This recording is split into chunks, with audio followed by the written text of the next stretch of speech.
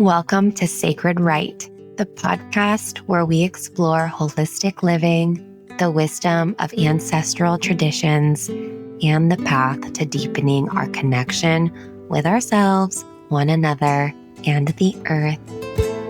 Together, we will embrace wellness in all its forms and rediscover the sacred callings that guide us home.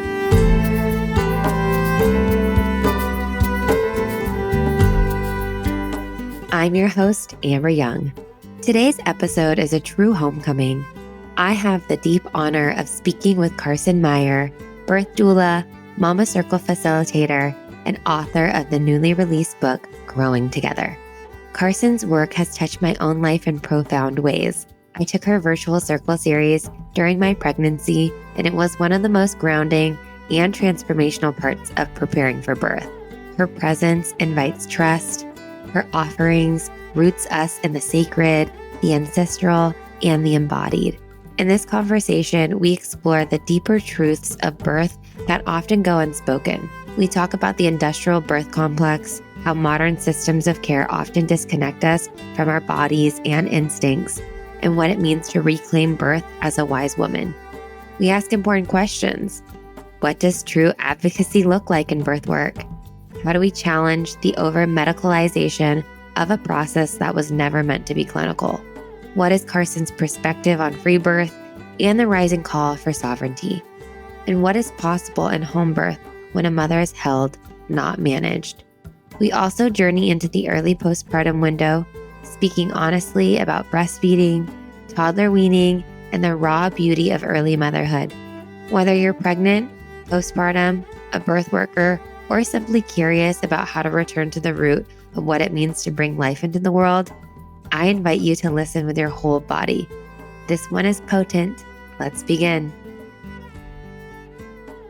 Carson, welcome. I'm so happy and honored to have you here at the Sacred Right podcast. For those who don't know your story, can you share what first drew you to birth work and how this path has evolved into what you offer today? Yeah. Hi, Amber. I'm so happy to be here. Thank you for having me on. We go way back. So you knew me, I think, before college. Yeah.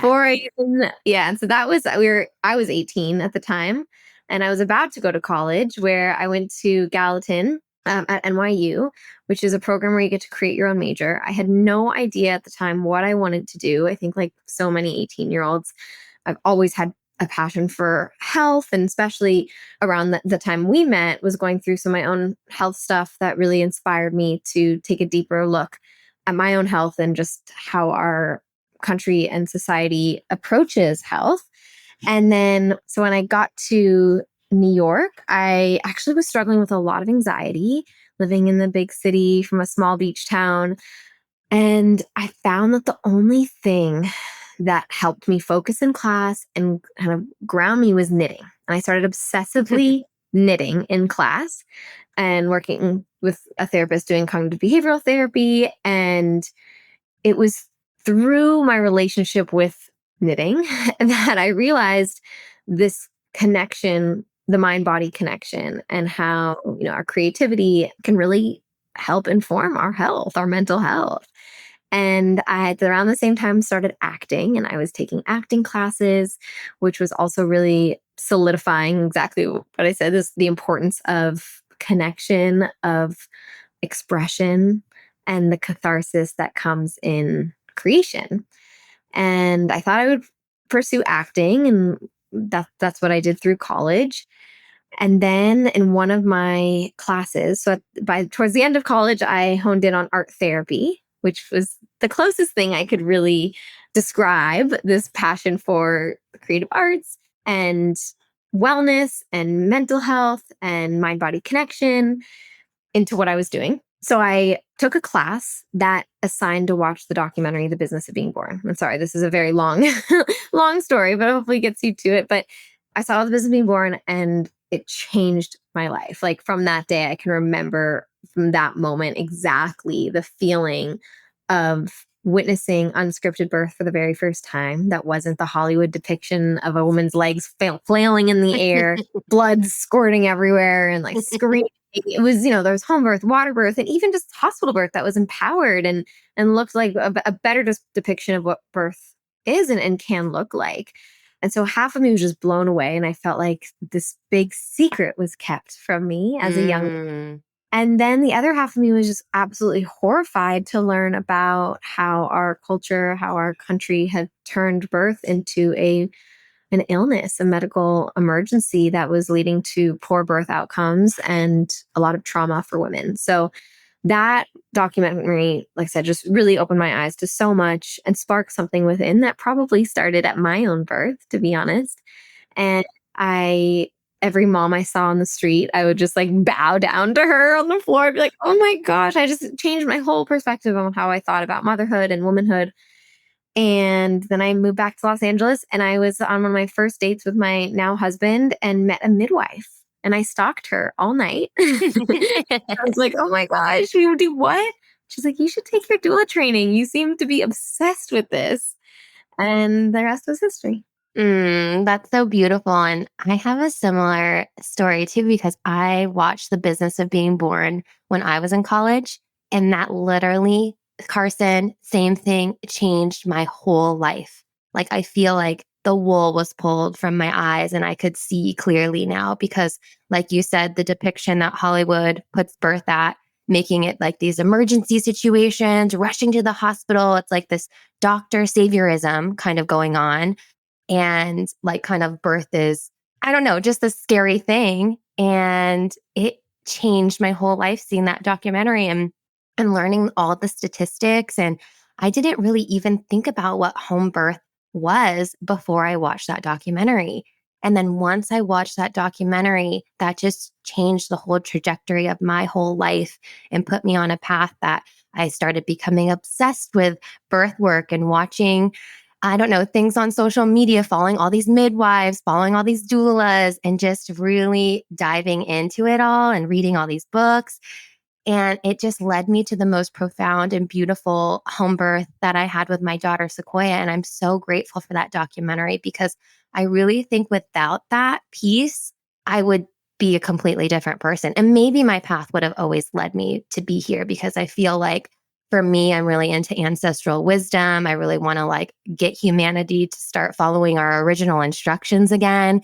And birth Mm. is so deeply a part of that, right? Like, women, we have the codes, we know how to birth, we don't need any sort of outside major support. I think we definitely need some support, or at least I like your work with being a doula. Like I loved my doula. She just arrived 15 minutes before Sequoia came. She's the one who helped support Sequoia coming out just by holding my hands. Yeah. Like, I just needed someone to hold my hands. I didn't need any sort of medical practitioner. My midwife didn't show up on time, so she wasn't there. And so we were kind of blessed into having a free birth, like an unintentional free birth blessing.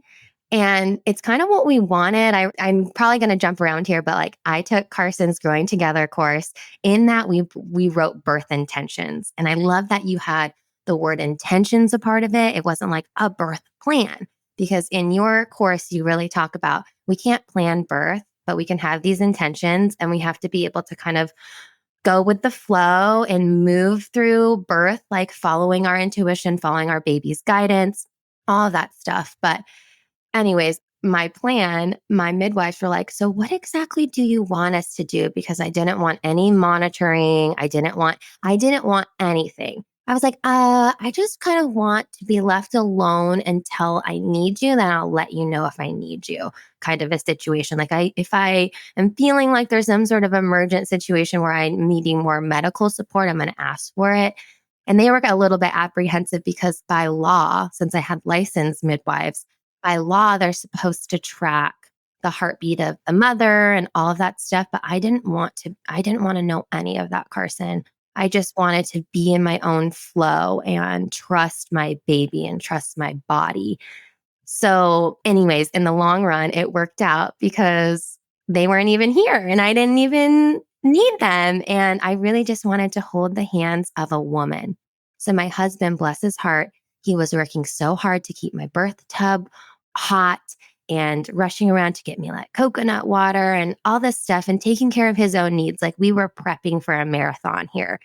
And so I'm kind of laboring by myself. And I had so much grief in that laboring by myself. And I felt so alone. I felt so scared because my body started like involuntarily pushing Sequoia out. And I didn't even know what that was, I guess. Like I didn't know that my body was just like pushing her out. I never pushed for her like cognitively in my own mind.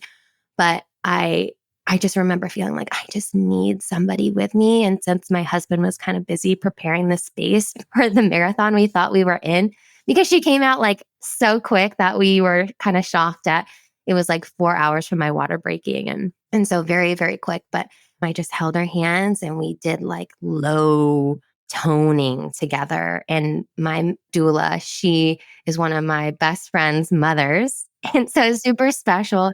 And she's an amazing songstress and is just like a creative artist, genius, musical, exceptional person. And I just had this thought of like, I just want to be singing the whole time, Sequoia into the world. But really, like, we just toned and she came out and there she was. And so I thought her mom was going to be like playing her guitar and music throughout my whole laboring. It's so funny.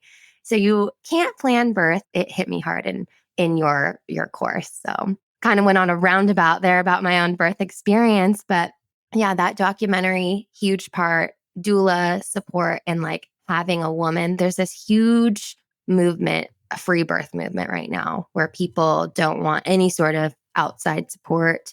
And it's really like in contrast to the whole, we have this over medicalized industrial birth complex going on. And so now the pendulum is swinging into like the polar opposite direction. And that's something that I wanted to kind of like tune in with you about. Like, I want to know your thoughts on free birth and people kind of choosing like the polar opposite direction. In my own mind, I'm like, of course, people can have whatever they want to do. But I'm like, I love the support of women. And I think it's like, it is ancient. There's always been midwives, doulas. Maybe they didn't go by those names at the time, but there's always been women in birthing spaces. And I heard it was either I read in like an Ina May book or some other book or listened on a podcast, but apparently when women are around a woman who's birthing, she's able to open and settle more and like really just open to birth. And if like men or like other like energies are around, it's like that contracting, your body's not feeling safe to open fully. So I want to know your thoughts on all of that. Yeah, I can totally relate just from my own birth experience to that craving of woman support. And I so relate to that. And even though I was a doula for many years before giving birth myself, and I obviously, from a logical, mental standpoint, I could understand and contextualize the importance of doulas and female support. I remember being in, and I didn't hire a doula for my birth, but I had a midwife who was willing and ready to show up in that role as well. And I just remember my husband, who's so nurturing, he's just very, very comfortable with the feminine, right? And can totally be that nurturing presence. And is that for me so often exactly what you're saying? Like, there's things he needed to do, he had to sleep too. And even with his abundance of like love and support and willingness to be all in with me, I was like I was like, get our midwife here. Like, I need somebody who like on a cellular level could understand the depth, right? And like the gravity of what I was going through. And my husband was such a rock and like right there with me. But the minute she walked in the door, like it completely, I really mirror a lot of what you shared with that. And it's, yeah. So to kind of go back and talk about free birth, I think, yes, for so many women since the beginning of time, other women have shown up in support of birth. And I think it's a really beautiful thing if it's what's wanted. I'm in full support of women birthing however they want to and whatever is best. Some are more private, some do prefer the solitude or just their husband's presence. And I think within free birth, there's also a lot of there's just so many perspectives within even the free birth perspective. And I think the definition of free birth itself is interesting to explore. But some believe like men shouldn't be in the space at all, and that's disruptive, and it doesn't matter if the husband's on board and shouldn't be there. Others feel it's very important that the partner's there. And I've attended at births as a doula with and without partners, intentionally and unintentionally.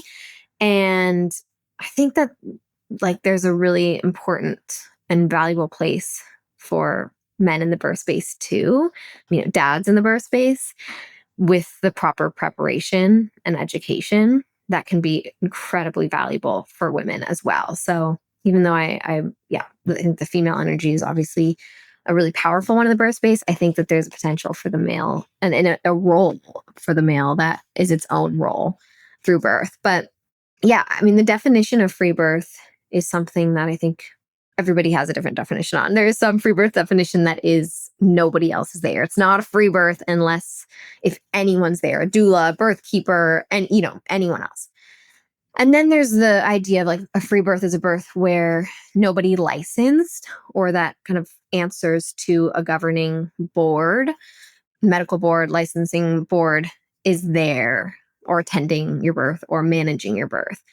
And so when I speak of free birth, I think that to me is really appealing, is the idea of not having a midwife or a doctor who is not able to meet you as the sole decision maker 100%, or with their own boundaries as the midwife, but instead are having to answer to obligations that may not even pertain to this pregnancy or this woman. And so we see it, I'm sure in your state as well, we see it with midwives where, you can't go past 42 weeks and have a home birth. Can't do twin home birth, breech home birth. Doesn't matter if that midwife is the most skilled midwife in supporting breech. The state might not allow that. In some states, midwifery itself is legal, right? If you're not a nurse midwife, you can't be attending births at all. So this is where I'm really interested and really appreciative in the free birth movement, because I think it's forcing us to ask these questions, to pay attention, to really take a look at what does it mean to have full freedom and sovereignty, autonomy over your body and your choices for your body and birth, which I'm all about. Yeah, what does it mean to be licensed? What are the limitations that we place on providers that keep them from actually working authentically to them? And so that I love about the free birth conversation. I guess what I'm not crazy about with free birth is, and you said it perfectly, that there's this pendulum that I think is a trauma response. It is a response to the horrors, quite frankly, of our industrial medical complex or birth industrial complex that is swinging so far to the other side, where I think some women are afraid to seek out medical support when it's needed. Because yes, birth is not inherently a dangerous medical event. And sometimes it does require medical intervention. And sometimes it does benefit from medical intervention under certain circumstances. And I think that part is often left out. And there's this gap where women who do end up wanting or needing that medical intervention feel as though they've failed or done something wrong. And that's the part of free birth that I think, ironically, the dogma of free birth is doing exactly what the other side of the pendulum, the swing is doing too, which is taking away one's ability to get whatever it is she needs and to see herself as an individual who has different needs from the person next to her. And so I find it sometimes ironic when there's so much dogma in the free birth world that creates a lot of limitations and judgment and really lack sovereignty, ironically, right? And so I'm all about this, like the self-responsibility aspect of it. And there's so much wisdom in it. I'm really glad that the free birth conversation is here and such a strong topic today, because I think there's a lot for us to learn from it. And as somebody who's attended so many births and worked with so many women, what I have found is a lot of women, exactly what you said, Amber, they want that support just from an interpersonal, emotional level. They want support. And sometimes the support they want is a wise woman who has a lot of experience or training or even licensure or is an OB. And sometimes it becomes necessary. And I think that preparing for that and having structure in place for that can be life-saving. Well said. Thank you. Yeah, I want to kind of go back into like the challenges of birth industrial complex. And there's like this growing conversation because of the free birth movement and how the birth industrial complex disempowers birthing people. And so I'm curious, what do you believe are the biggest myths that you think OBs are perpetuating and just hospital births and Yeah. So, I mean, I think it's going to be different from midwifery versus hospital. And of course, not every doctor or not every midwife is going to perpetuate these myths because there's some out there who are really awake to birth at its core and physiological birth, and a lot who are also informed on the evidence. And that's what's such a shame. I think a lot of women who do enter the obstetric model, they may fancy themselves really somebody who feels safe in the space of science and data and studies, and they want an evidence-based approach. That is a a myth too, that home birth is like a witchcraft, and obstetric birth is or birth in the hospital is the science-backed, like evidence-based.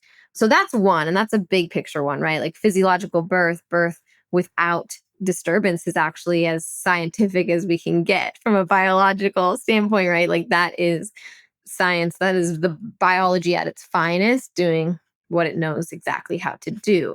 Whereas a lot of these interventions and the policies and the standards of care that take place within the hospital are not actually rooted in evidence. And this is a huge wake up call and really alarming for many women who assume they're going into the hospital because they're, let's say, guaranteed a certain level of certainty and safety that wouldn't be outside of the home. And that in itself is not always the case. Pretty much across the board, and evidence-based birth has a really great article and infographic on this where it lists out interventions and it shows the standard of care, meaning the way that it's practiced, and then the evidence, and none of them actually match up from a percentage standpoint. So for example, cesarean birth, the World Health Organization says we should be about at 12% for it to reflect necessity as a life-saving procedure. And we're at 30 to 50% in some states, right? And so that shows like we're not actually practicing in the medical setting in what would be optimal for mom and baby. Eating and drinking in labor, those don't match up too. The science actually doesn't really have good enough evidence to suggest that it's harmful for a low risk, unmedicated mom to not be eating in labor, yet many women are restricted. And the list really goes on. Episiotomy rates, electrofetal, yeah, the monitoring, right? Continuous fetal monitoring. This one is so shocking because you're like, well, certainly the monitor is on the baby 24/7 at the hospital because it's the safest thing. The evidence actually doesn't show that. It's really because of fear of liability within the hospital for your provider and out of convenience for the hospital staff, which is often in many places at many different times. And in fact, continuous fetal monitoring is associated with higher risk of cesarean induction, epidural use, and things like that, which is no surprise when you've seen it in use. I'd say another really big one is baby size and the need to induce because a baby's too big. Third trimester ultrasounds are not a reliable form of measuring baby. And the margin of error is like 15 to 20%. oh wow. So it's significant. And even if it was accurate and that big baby was there, we know that women have the ability to birth big babies. And we have no idea what her pelvis is capable of. We're not going to do an x-ray to measure the inlet and outlet of her pelvis in pregnancy. And so to say that this baby's going to be too big for a mom, there's just no way of knowing that ahead of time. And shoulder dystocia is more common with big babies, but any size baby can experience shoulder dystocia. And so really the only way to rule out a baby having a shoulder dystocia would be to have a cesarean for every single baby, which we know is not the safest alternative because it carries risks as well. So that one I see a lot. Yeah. Also, the whole home birth, you said in some states you can go up to 42 weeks. In Washington, well, luckily, this is kind of weird. So I learned this when I was seeing my midwife, which so cute. It was like a little craftsman house. so adorable. I loved going into the appointments, and it's like you're sitting in a sweet little living room, drinking tea, talking to someone. Like, it didn't feel very like sterile, like a hospital. It felt really sweet. And I actually really loved my experience. But all that to say, they told me if I chose to go to the like give birth in the Craftsman house, like that I could only go to 42 weeks. But then they said home births, you can go up to 43 weeks in Washington. So Oh, it is wow. interesting. So I'm like, oh, that's really fascinating that 42 weeks at the birth house, but at my own home, I can go all the way to 43 weeks. And Yeah. I was a little nervous because I'm like, oh no. I kept thinking because, you hear a lot first time moms, they like can deliver a lot after the 40 weeks.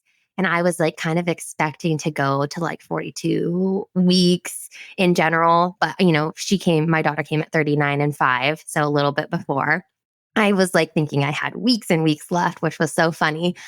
But yeah, I found that to be interesting that we can go up to 43 weeks in the home, Yeah. but not at the birth center. And I don't know what that's about, but that made me feel better. Yeah. I mean, in many states, 42 is for home birth too. So that's great. And it just shows it varies so different state to state. And I'm wondering what that is all about. It's just like what the government deciding, like who decides each state's medical yeah, I birth. think it's the licensing board of that state where the midwife becomes licensed. Yeah, it's really interesting when you kind of start to dive into it. Yeah, there's so many things. And I know, like, say if you're older, right? If you have this quote unquote geriatric pregnancy when you're like 36 years old, which is so comical in a way, because you're like, okay, when you're 36, you're pretty young. But when you're having this geriatric pregnancy, they really deem it more safe to have these hospital births. What are your thoughts on that? Yeah, I mean, I think again, it just varies so much person to person. I know some 16-year-olds who are far less healthy than some 40-year-olds. I really believe age to be very dependent, or like, the how age is a reflection of our health, to have there's a lot of other factors to look at. There are some risks that do increase in age around birth and pregnancy, but at the end of the day, I think that we know there's risks that increase within the hospital, going to the hospital too, and having these interventions. And so it really is up to each woman to decide which risks she's more comfortable taking based on her own health and her health of her pregnancy. And so I'm not a midwife, so I don't make these decisions with my clients, but I've supported so many geriatric, I know you can't see me, but I'm making giant air quotes because it's really home births. And yeah, I really respect and admire the midwives who are willing to see past the past age and a number, and get a better feel for their client as an individual. There's so much fear mongering happening, and it scares a lot of women. I've had friends that are older be really scared about their pregnancy and birth because of their age. And I'm always like, oh no, you got this. Your body knows what to do. Like, I know plenty of people who have had really safe, 42, 43-year-olds, really safe home births, beautiful births experiences, but all the noise coming in, it really scares people. And I think that too, that those same tactics have kind of, guided people to maybe even choosing cesarean over a vaginal birth, like in the hospital and like literally planning it. I have a chapter on this in my book of just also the programming when we call ourselves high risk all the time for things like age, right? And then we believe, I really believe in the mind body connection, right? And that we have a profound ability to inform our health and our state of mind and our experiences through the messaging that we receive and the messaging we tell ourselves. And exactly what you're saying, like there's just when we're constantly saying, oh, I'm geriatric, I'm high risk, like what is our body learning from that and absorbing, and how does that alone impact how we birth? Totally. It's like having that epigenetic, our thoughts can literally turn on certain genes, change our genes. And it's like if we're believing this thing, it's almost like it's creating your own destiny. So if we have to kind of like counter that. But it can be so hard for women with all the noise and all like the programming and social media. And what's so beautiful too about social media is it's got the other side where there's people like you and your accounts, and other people who are speaking about issues going on with like the birth industrial complex, or like talking about different ways of birthing that really open people's eyes and go, whoa, I had no idea that was an option for me or could be an option for me. Yeah, like that's the good thing about social media is like we can learn from each other and like, oh, see these safe breached home births or see these safe twin home births or whatever when we think, oh no, this is a higher risk thing. So it's really nice for people to kind of have accounts like you to follow and learn from, and some other really amazing accounts out there. And I'll link some in the show notes too, so people can kind of dive into it all. But yeah, all the noise, it's so hard. And I feel like I kind of had the opposite experience where, because I watched The Business of Being Born in college, I had this huge fear of going to the hospital. So I had the opposite fear that a lot of people carry. And it was just like, I'm so scared to go to the hospital or be transferred to the hospital because of the cascade of interventions that could follow. That I know that I was like, if I stepped into the doors of a hospital, I'd have a higher chance of having a cesarean. I'd have a higher chance of having an epidural, having Pitocin, having whatever. And I knew that that could impact me drastically. So I had this fear of like, I'm so scared of going to the hospital. I'm so like nervous about the fluorescent lights and people coming in and out of the room and all these things that can totally interrupt the birthing process and the natural physiological birth that unfolds when you are kind of alone and quiet in the dark, all of that stuff. So anyways, I had the opposite experience. Yeah, I can relate to that and think that's so valid too. And as you know, in my circles and in my book, we talk about tigers or fears that we have and that they look different for all of us. But equally important as it is for the person who's completely petrified of birthing in her car, is so important for people like us to know and be prepared about what it might look like to transfer to work through those tigers too. Yeah, I love that how in your course we did in the birth intention writing, you also were like, okay, I had this hospital transfer plan. And you're like, I just kept it in a totally different area because you were trying not to manifest that. And I had the same thing where I'm like, I'm going to put this hospital transfer plan, emergency plan, in a completely different space and just ignore it, but know that it's there in case I did need it. Because I think it is important for people to plan. And I've had some mama friends try to do home births and have to be transferred to the hospital. So it's always good to have these intentions. If we were to transfer, here's what I would want when I'd go. And I really like was adamant of like, please don't keep asking me if I want an epidural. Please don't keep, doing these things. And you can kind of list out, and hopefully it would be respected by whoever the person there was. Yeah. Yeah, as I said, many transfers from home to hospital, are emergency transfers. And so there's still so much, even in emergency transfer, room for you to still have options and choice and to be able Mm-hmm. to, maybe the setting has changed drastically and what you envision changed drastically. But it doesn't mean that when that transfer takes place that we give up our ability to speak on our own behalf for what we need and what we need for our baby. Yeah, so true. So I want to talk about your growing together circles. And so I've mentioned that a couple of times in this episode so far, and that I took this like truly transformative class from you. And I believe it was 12 weeks because there was all these different sessions. And I think the sweetest part about your circles, Carson, was just being with other mamas who are pregnant in the same similar realm to you. And it was so nice too, because you have this group chat outside of the circle space. And people still go to those group chats today. And like, I'm 2 years postpartum, but people still will connect with each other and talk about, ask each other questions about mothering and parenting. And at the time we were in it, lots of conversations about birth and all the things coming up for people. And I found that to be so beneficial, just to have a group of people that you can ask questions to and have somebody like you, a knowledgeable, wise woman, come in and kind of say your experiences, because you've also worked with so many other women too. So you have this huge wealth of knowledge. And it was just so nice to have that. So can you talk to listeners a little bit about those growing together circles that prepare people for birth and get people through their pregnancy? And yeah, why you feel like they're an essential part of preparation, if you feel that way. And yeah, can you just kind of describe the space for people? Yeah. So I started the Growing Together circles in 2020 during the pandemic, where at that point I was attending so many births, but then overnight was not allowed to attend any or to go into the hospital with many mamas, and neither were their partners for some.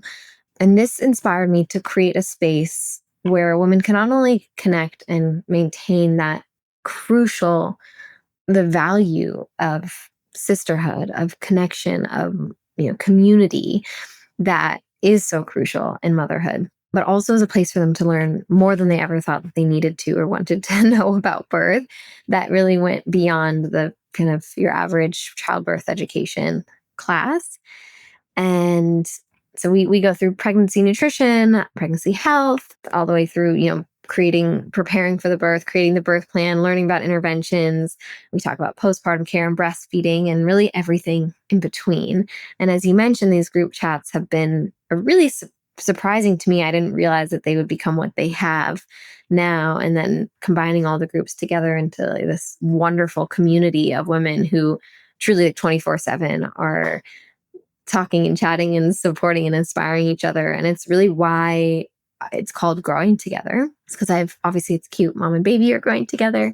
But I've always considered myself to be growing alongside all of the women I have the privilege of working with and to have come through my circles, that we all have something to offer in this process. And we are all growing together on this journey. And so that's been a really beautiful part of it. Is, as you said, the community. I often say that with each birth I attend, I know less about birth. And I really believe this to be true for motherhood too. Like there's so many ways for birth and for parenting to play out. And it's just so unique to all of us. And I love that perspective of constant growth. I love it so much. And Carson circles are incredible. So if you're pregnant or wanting to be pregnant, I highly recommend this space. I'll link it in the show notes. You have circles a couple times a year. Is that right? Yeah, it depends, like sometimes 2 or 3 times a year. Awesome. And you just launched a mother circle. Can you talk to us a little bit about that? Yeah, that one I got so many women would ask, like, I want to keep doing it. I want to do something again. Like, is they like the continuing community? And I did one last year that was like a mini trial, and it was so fun. We ended up extending it a little bit, and I decided to launch another one. It's different than what as the Growing Together Circle in pregnancy, which is very information and education heavy, like that you really walk away with learning so much. This is more of a space to continue and kind of bring to life the conversations that are happening within the WhatsApp group and bring the moms from all the different circles together. And so there's new moms in the community, but it's a lot of the moms who have been through the Growing Together pregnancy circle who are just able to carve out a couple hours a month for themselves and for these friendships and to explore some of the bigger themes of this wild ride. So important to have those spaces. And that's something that a dear sister and I do too. We hold mother containers and we call it a mother connection circle. And it's such an amazing space to just express what's coming up and what's true for you in that moment in motherhood and just be witnessed and seen in that. And if you want support, asking for it, and there's support for you. And I have found it truly transformational. So when I was pregnant, I did your course, which was incredible. I did another mama circle, like a mama council when I was pregnant. So amazing. And then after giving birth, I started, a mother connection circle with a friend. And I just really like being a part of these spaces. And I find it really challenging to find in-person experiences. Yeah. And I feel like after COVID, it became more popular to have a virtual, but it almost like there's so much beauty in that. Even if I personally prefer like an in-person experience, it's easy to be like, oh, I can eat dinner and hop on this call. And it's easier to almost carve out the space if you don't have to get to a place. And so I've actually started to like flip my mindset on that and be like, I actually really enjoy a virtual circle because then you can be with people all over the place, all over the world. So true. I know. I was after the lockdown ended and things back to normal. I think people asked like, "Are you going to move these in person?" And I was like, I love this format as much as I love to hate on the digital world. I'm like, it's so beautiful. I mean, there's women in different countries, like all over the world who join. I mean, in-person connection is so valuable, and friendships, of course, in your community are so valuable, but it really widens and opens up this, yeah, like our connection, and I think makes the world smaller in a beautiful way when we can create these bonds and sisterhoods of women all literally like all over the world. It's yeah, I'm right there with you. And the convenience of not leaving your babies and Yeah. And it's so fun to see people's babies hop on the call. Yeah. yeah, Saying hi or breastfeeding or whatever. It's like there's just more totally. flexibility in it, and it's super sweet. So thanks for holding those circles. I know how pivotal and incredible they've been in my own life. And I know for so many women, they feel that way too. It's like it's in camaraderie. We're together in this because there's so many challenges, especially in early motherhood when you're new to it all. It's so shocking, that transition from maiden to mother, that sacred transition. And I found myself in that transition. I didn't actually understand the depth of it until I was in it. Like I have just, I gave birth when I was 32 years old. I thought I would have a baby in my mid 20s. I just thought I would. I thought I wanted a baby when I was like in my early 20s. I was like, oh, I'll wait for my mid 20s. Well, things didn't pan out the way I thought that they were going to pan out. But all that being said, it's like I was craving a baby for so many years. It's all I wanted to do was mother and be a mother. So when I gave birth, I was just like, oh, I'm ready for it. I'm in motherhood. This is what I've been like preparing for. And I didn't realize how much grief I was going to have about transitioning out of my maidenhood. Like there was so much coming up for me of like, whoa, I can't just do what I want when I want. And I've done that my whole life. And like, especially like my whole adult life, just kind of puttering around and doing so many different things and being a part of a lot of different experiences that I realized once you have a baby, you're a little bit exiled from those experiences. Yeah. There's a lot of places that aren't quote unquote baby friendly. I can't go to a sound bath anymore. I can't just take my baby to this yoga class. Granted, there's some spaces that you have to find, but it's not easy to find those welcoming spaces anymore. So I actually had like a lot of grief held, and I thought it was really healthy to move through that because it didn't take away that the experience was still so joyful and so like everything I wanted and more, and a dream come true. But I just kind of was like, whoa, I didn't actually know that I had to kind of prepare for like a depth of grief, emotional grief to work through in that transition. So I know that that's something you kind of talk about. And I know that you really honor the sacred window and these transitions. Can you kind of talk to me a little bit about what's coming up for you in that? Yeah. And I often say that with birth comes the death of the old self, the old relationship as you know it. And it's so normal and so natural for there to be such a big and in that. And as you said, like doesn't mean there isn't the joy and excitement and the welcoming of the new, but the integration process can be so rich and so, yeah, so big. And I think sometimes postpartum depression, anxiety are often its own there's so many other factors that can contribute to that and reasons why it's so prevalent in our world. But I also think that sometimes it's the ignoring of exactly what you're talking about, this very natural grief that does arise that we can move through, and through ritual, through these, recognition of this being a rite of passage, hopefully integrate in a way that releases some of the heaviness that so many women feel and men process. Yeah, so hard for daddies too. I'm like, just calling in more spaces for dads to come together. I feel like there's so many like women's circles or like the birth circles, but there's less of those daddy circles. No, and I'm like, I always feel this way too, where I'm like, I want that, but I don't know if it's for me to create.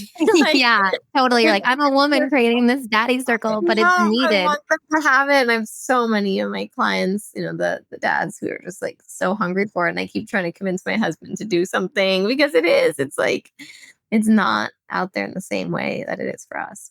Yeah. And they have to really like, honor all that coming up for them. Because for men, what I've noticed with my husband is like, it's so hard at the start with a baby that just wants mommy. And they like, daddies just want to show up with so much love and they do. But it's like, you take this baby and they're just like, like, I want mommy. And even still in this toddler stage, and Sequoia will go through these waves. She's always been such a mama's girl and she loves her daddy so much. I mean, my husband is like the most present, loving father. Incredible. I mean, it could bring me to tears watching him. And like, this is what I'm like, all fathers need to be walking in this way. And there's so many fathers kind of rising up now because we came from a time where fathers weren't really present in the raising of children, or they really just put it on mothers. And it's like a new time. And men are really like coming up and stepping into their like sacred masculine fatherhood.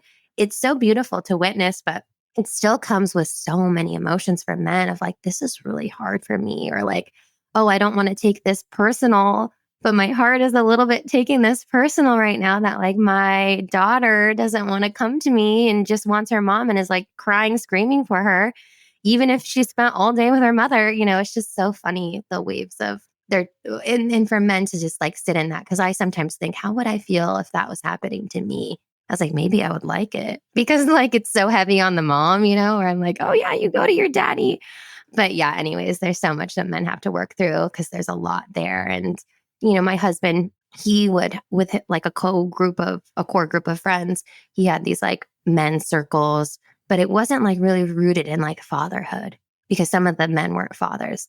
So I just feel like those spaces are so necessary. So hopefully people start creating more of that for sure. So yeah, I want to kind of go more into like this transition from birth to early motherhood, this beautiful, sacred transition.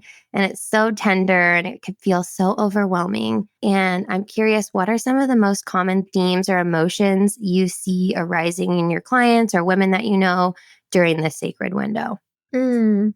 Yeah, I mean, I think what we just spoke of is a big one, right? Like seeing that new identity. But I think for some, it also can bring a lot about up on their own childhood, there's this, I think, beautiful opportunity to like reparent yourself in the way you choose to parent your child. And a lot there. It can be a lot easier said than done. But sometimes it gives us an opportunity or an invitation to look at how we might have been birthed or cared for in the early days and months and years of our life. Yeah, there's this great book. I think you've probably read it, The Nurture Revolution. I was on Dr. Greer's podcast recently. I love Oh, her. that's so Yeah. amazing. She's incredible. Honestly, that book was huge for me and my husband, just like how the brain is rewiring and how like we are going through another form of puberty, a deeper form of that. And it's a big opportunity to rewire new patterns, maybe patterns that weren't serving us. It's a good time to kind of like rewire that stuff. And so I've seen huge changes just in myself and my husband when you really take the opportunity to kind of like, yeah, change your thinking, change your programming, and like deprogram some of those deeply rooted harmful programming that can happen. And anyways, I found that book to be like really pivotal, especially in the earlier times, because she goes into a lot of myths around baby raising and childhood and a lot of things that we've seen maybe in our parents' generation that has happened or our grandparents' generation, and like just kind of rewriting some of those old stories with like the newest neuroscience. I love her work. Me too. So Yeah. much. So I've been wanting to pick your brain about something, and it's because I'm currently going through this where, I want to talk about breastfeeding beyond infancy because right now, I'm still breastfeeding my daughter. She turns 2 tomorrow, which is so wild to me how quick it goes. But, I'm in this stage where it probably started happening around 20 months. I started being like, I don't know if I'm like enjoying this as much as I used to. And because, breastfeeding toddlers, they're like, toddler gymnastics is so real. I mean, I wish I could get my daughter just to like lay there so sweetly and suckle from the breast. But, there's the point in her development where she just started kind of she'd be doing wild things, all over me, climbing on me, pulling on my boobs. And she's a nipple twiddler. And Oh, she yeah. still is. And I Worst. have to kind of like breathe through it sometimes because sometimes it just drives me absolutely nuts. But other times it's fine. But she just has to like have the other boob out or she wants both boobs out. And in public, I'm just like, honey, mommy doesn't want both of my boobs out right now. Like, it's just this whole thing. So, breastfeeding beyond infancy, I want to pick your brain about, navigating the weaning time and just like, what did you do for yourself? So, yeah, around 20 months, I found myself being like, okay, this is getting hard. And it will go in waves because sometimes I won't feel like that at all. I feel like so, strong in it where she has milk in the morning and then she has milk like around nap time and then she has milk before bed and sometimes she asks between but she's pretty much good with the boundaries, but I'm getting to this point where I'm really wanting to wean in a really beautiful, kind, loving way. I want to know how that was for you and what kind of some of the wisdom you've learned from weaning your own daughter. Yeah, I thought I was gonna breastfeed her until she was 20. I was like, if I live long, like I'll never stop. And then around 20 months, I really had that too, where yeah, sometimes the feeds like it was just like I would cringe, it's so different from the energy of like what it was for us. And we were also under a lot of stress at the time that I weaned because it was around the time of the hurricane in North Carolina where we live, and that I also think that kind of was what propelled me to end it, just because I think my nervous system matched with those hormones that were changing in me and the toddlerhood. I was like, okay, this is the time because it's no longer this like nurturing experience for either of us. But I prepared with time. I'm really big on just talking to babies at all ages and even in utero about things, preparing in that way and talking through them and really treating them with the dignity and respect we would with like a friend or our partner or anybody else of the same age, because I believe they're so much smarter than we give them credit for. And so we read a lot of books. There's some really sweet books around weaning and talked about it, but my daughter is not big on the boundaries. Like I knew it had to be all or nothing. I tried to like we're just gonna do like it wasn't. So when I did pull the plug and we talked about it and prepared her, it was just us and some people do ceremonies, by the way, which I think are really sweet. We were just like in a place where I was like, this just is gonna happen right right about now. And it felt right. And it was our own version of that. But yeah, I was in my sister's house, we were in bed, and I was like, we're gonna send Bitty, which is what she calls it, to the moon. For the other babies can have Bitty. And I'm like, we're gonna be your last feed. And we both like cried a little. I took some and cuddled, and it was like, oh, it was so sweet and so bittersweet. And yeah, and said goodbye, and she really understood. The Band-Aids really helped because, there was times she would still kind of try and pull at my shirt, and to not be able to see the nipples, I think helped like understand like they're not there for her in the same way. But yeah, it was something that like I was so surprised happened to me, but it was one of the many times of motherhood that I have and will continue to do as we all do, just followed what the present moment needed and like tuned into that, and then just gave myself and her the grace and patience and set up as much support as I could for my hormones, and just knowing that it comes with its growing pains to say goodbye. And still, it's been a year since we've weaned almost, and she still will talk about it and Hmm. be a baby or want to hold them, and love and the connection to that source of nourishment and love is so deep and primal. And breastfed babies are so fortunate that they get to experience that. And so it's interesting seeing how she remembers it, like it's not like, oh, what's that thing? Like she gets it and she's fine and she's moved on, but she's still like, those were the days. Oh.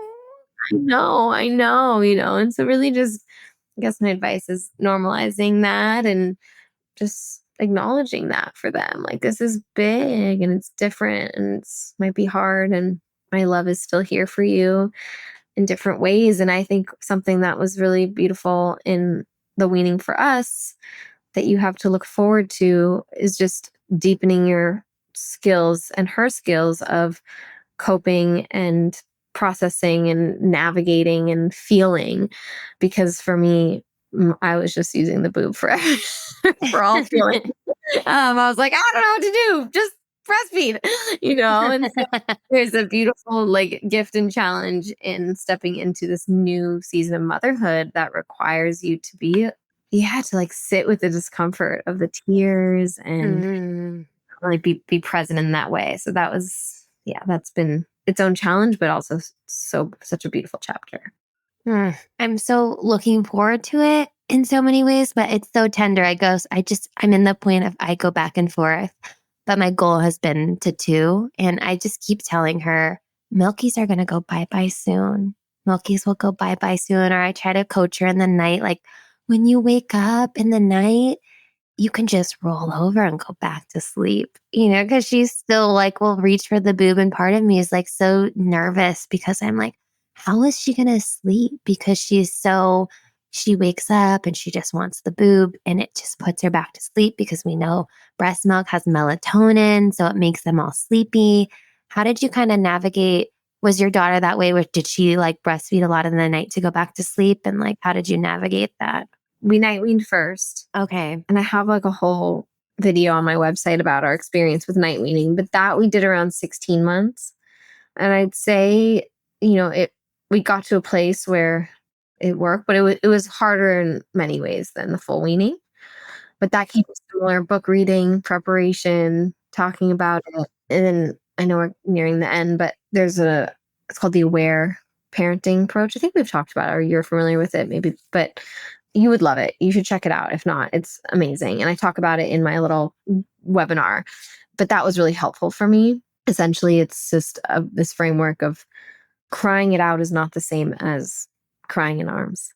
And many parents who, like us, understand the damage of letting your child cry out alone can be so afraid of any kind of crying. That was certainly me because you're like, oh, your precious brain cells, trauma, right? And just that book really helped me understand actually the value of letting your child completely lose it within the container of your loving presence and steadiness. And so there was a lot there in the night weaning that I don't think I could have done it without that resource to help me reinforce like, this is okay. And this is her grief. And it's for me to be comfortable with and to let her experience it and be present through it. Oh, it's big work to let your baby cry, but I love that crying in arms is different because it really is. And not the same. And we have to just look at because you're there in loving space. You're not gone, closing the door and not being present and encouraging emotion, which is actually the complete opposite. You're saying like you're safe to just feel it. And I'm not here to fix it. I'm just here to witness it and like love you through it. That's so sweet, Carson. I'm like, I'm nervous about the night. The night feels. I'll send like the hard part. If you want to watch it, it has my experience, but it's nerve-wracking, but it gets through. And I know you have an amazing mom community and you always have our chat too, where there's a lot who've gone through it. So if you need like just those cheerleaders, we're all there for you. Okay, good. Okay. How long did it take her to just like, how many days did it take? Or like if it was weeks or months for her to like, just, sleep and know that milk's not there. Now she sleeps through the night every single night. Like fully, she sleeps like a sleep-trained baby at this point. Oh, good. Possible. We're still sleeping, but she sleeps through the night. But that was not until I fully weaned. When I night weaned, it cut back the wakes a lot and she would go back to sleep, but she would still be like, is it there? And she still was like, or she'd wake up at 5 a.m. It was just like, there was still this yearning, and the night weaning helped significantly. And I woke up less depleted, but it wasn't until full weaning that she like reliably every single night slept through the night. Wow. Oh, I'm really looking forward to those days. People, how people ask, like even just having a newborn, people will be like, they sleeping through the night? That was like my most asked question. And I would always respond, she sleeps throughout the night. Because it's not like she was ever like actively awake, but she'd wake up, want milk, go back to sleep. I know. And where I'm like, no, she's not like just conked out all night without like milk. But yeah, she sleeps throughout the night. So that was just like a funny response. And I can't tell you how many people ask that and still ask that, sleeping through the night. It's like, no, not exactly. But yes, she is. Okay. So I know we're coming up on time, but I have a few last questions for you. And one of them being, what is one truth about birth you wish every woman could remember? I think just that the intensity is there to match what is happening, which is really big work. And so not to fear or pull away from that intensity, but know that it's there in service to your growth. Mm. And if you could whisper one message to every mother on the brink of birth, what would it be? Oh my gosh. One mantra that I think responds well to a lot of women, and certainly to me, that I love is, this is not bigger than you, it is you. I think that's grounding to hear. Thank you. That's a beautiful mantra. I'll carry that for my next birth too. And I want to talk about your book. We briefly touched on it, but your book, Growing Together, you've launched this incredible, beautiful book about birth and just, the everything from conception to the postpartum period. Can you tell listeners a little bit about your book? And I'll also link it in the show notes and just the other incredible offerings you continue to create. Yeah, so Growing Together, the book, is very much inspired by Growing Together, the Circle. It's a week-by-week companion with activities and prompts and so many resources and information to support you and carry you through pregnancy, birth, and the first 100 days postpartum. So I wrote it in my first 2 years of motherhood, which was a big feat. So grateful that I got to reflect on that time in real time. And yeah, I'm really proud of it and excited about it. And I hope it's an opportunity for more women to get what you and I get to experience in the Growing Together community, of just kind of getting that more raw and honest and personal and like girlfriend feeling guidance that is more rooted in, and just beyond the physical. So yeah. Amazing. I can't wait to read it. I'm gonna go through the week by week my next real time. Yeah, I want to do it real time because I'm somebody who prefers to do things that way, but I'm so excited for it. And I've been recommending your book to all my friends and it's just so beautiful. I can't wait to dive in. So well, thank you so much. I love growing with you. I love what is it, 15 years of knowing you? Yeah, it's been a long time. Yeah, because I'm 34 now. You were 18. It's been I'm 31. Yeah, it's been a long time. So over 15 years, right? Yeah. Is when we first met. Yeah, it's wild times and it's so good to be here now with you. I know, you too. I love it. Thank you so much for having me on. Thank you so much for your time and your wisdom. And I can't wait for people to connect more with you. So bless you. You too, Amber, and happy birthing day. Thank you. I know. I'm like, this is huge for me. She's turning 2. I'm like, it's my birthday too. Okay, bye. Thank you for walking this path of holistic wellness and mindful living with me. I hope today's discussion planted seeds in the hearts of those that need it most and has inspired you in some way. If you found value in our conversation, please consider subscribing to the Sacred Right podcast and leaving a review. It really helps this podcast reach more listeners, and I would be so grateful. I would love to connect over social media. My Instagram handle is @sacred.right. There you can stay up to date on upcoming episodes, current offerings, and small batch releases of our handmade botanical remedies. I will leave any relevant links from today's episode in the show notes. The music in this podcast is from an incredible musician and a dear sister of mine, Satori Key. Be sure to check out her music on all major platforms. Her medicine music is transformative and deeply healing and has truly changed my life. Tune in next time. Until then, nurture your body and soul, and remember, it's your sacred right.